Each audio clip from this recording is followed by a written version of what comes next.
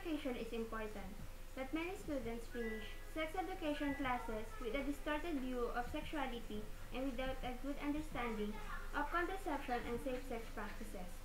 Instead, children only learn that they should not have sex until they are married.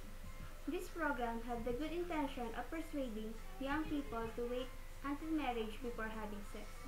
It is believed that incidents of school-age children engaging in sexual practices are increasing, as the media continually reports that the ages of these young people are decreasing.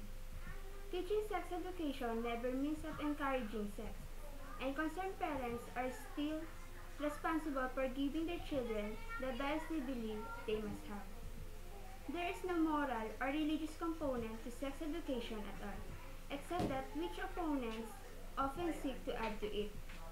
It cannot be argued that the school system exists to prepare young people for adult life, and this often takes forms removed from traditional education. Education in all arenas of society is very much built into public schools, and the inescapable reality is that sexuality is a part of adult life. As the school is responsible for providing children with the information they need to decide on careers and learn the basics in general areas of knowledge, so too it must inform children of the facts regarding sex.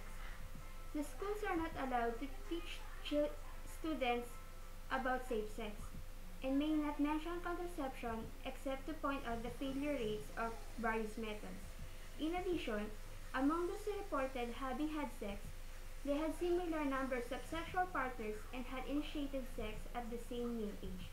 Apparently, students did not benefit from all of the effort that have gone into this program. Opponents to sex education tend to feel that this is not education at all, but an intrusion from the schools into an arena of private, family, or life. Sexual activity is rarely apart from ethical or religious systems. Consequently, the assertion that morality is removed from teaching about this is inherently false. Young people are very vulnerable to peer pressures and easily swayed into wrong judgments. Teaching these children about sex then implied goes to promoting experimentations or at least creating greater confusion in impressionable minds. And also, many who oppose sex education are suspicious of the characters of the teachers to whom it will be entrusted.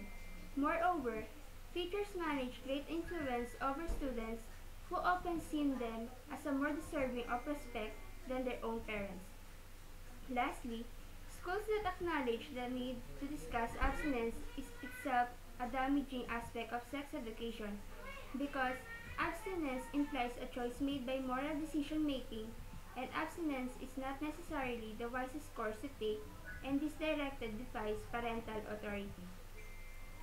Sexual activity by young people is an important concern. In an ideal world, maybe everyone would wait until marriage before having sex and would then remain in a monogamous relationship. But this is not the reality. It might be a good goal to try to convince young people to wait until marriage before having sex. But taking this approach along to sex education is not working. It is time to put an end to abstinence-only programs and to give students more comprehensive sex education program that better prepare them for the future.